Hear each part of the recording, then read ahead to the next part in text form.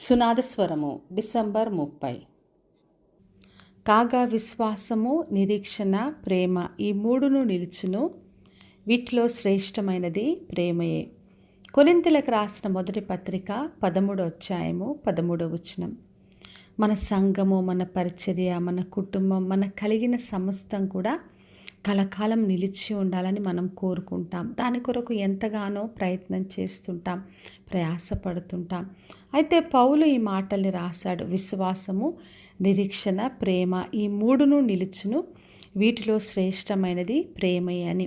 మరి విశ్వాసంతో, నిరీక్షణతో, ప్రేమతో మనం ఏ కార్యం చేసినా అది నిలిచి ఉంటుంది. అన్నిట్లో శ్రేష్టమైనది ప్రేమయే అని ప్రభు బయలుపరుస్తున్నాడు.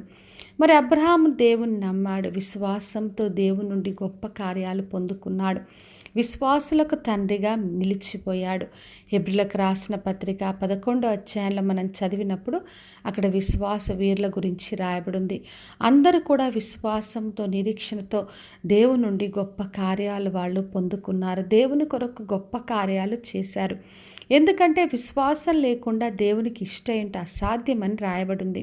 అయితే ఎంత విశ్వాసం మనకు కలిగి ఉన్నా, ఎన్ని కృపావరములున్నా, ఎటువంటి గొప్ప కార్యాలు మనం చేసినా ప్రేమ లేకపోతే వ్యర్థమని వాక్యంలో రాయబడింది.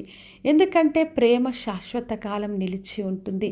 అన్నీ కూడా ప్రవచనాలు కానీ, భాషలు కానీ అన్నీ కూడా నిరర్థకమైపోతాయి, కానీ ప్రేమ నిలిచి ఉంటుందని ప్రభు వాగ్దానం చేస్తున్నాడు.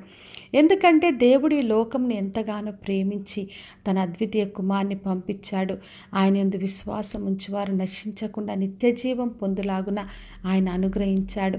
దేవుడు ప్రేమతో చేశాడు. దేవుడు ప్రేమాస్వరూపి. ప్రేమ లేనివాడు ఆయన వాడు కాడని వాక్యంలో రాయబడింది.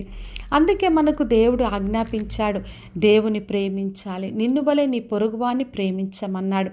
ఎందుకంటే పరిపూర్ణమైన ప్రేమ ప్రతి భయమును తొలగిస్తుంది. మరి దేవుని ప్రేమను బట్టి మనం అన్నిట్లో అత్యధిక విజయాన్ని పొందుకుంటాం. కాబట్టి నా ప్రియ సహోదరి, సహోదర, మరి దేవుడు ప్రేమ స్వరూపి కాబట్టి ప్రతిదీ కూడా ప్రేమతో చేద్దాం.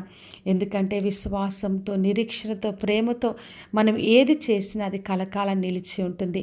మన పరిచర్య అయినా, మన కుటుంబమైనా, మన పిల్లలు, భార్య భర్తలు, మనకిచ్చిన ఉద్యోగాలు, ఏ పనైనా ప్రేమతో, విశ్వాసంతో, నిరీక్షణతో చేసి దేవునిలో కలకాలం నిలిచి ఉందాం. ప్రార్థన చేసుకుందాం.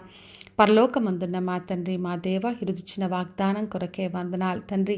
అన్నిట్లో శ్రేష్టమైనది ప్రేమ అని మాకు బయలుపరిచినందుకు స్తోత్రం. ప్రభువా, మేమందరం విశ్వాసంతో, నిరీక్షణతో, ప్రేమతో ప్రతి కార్యం చేసే కృపను దయచేయమని యేసు నామములో అడిగి వేడుకొంచున్నాను తండ్రి. ఆమెన్. ఈ శుభవచనము వినిచున్న ప్రతి ఒక్కరి జీవితంలో నెరవేర్చబడునుగాక. నేను మీ ప్రియ సహోదరి మంజులాచరణ్.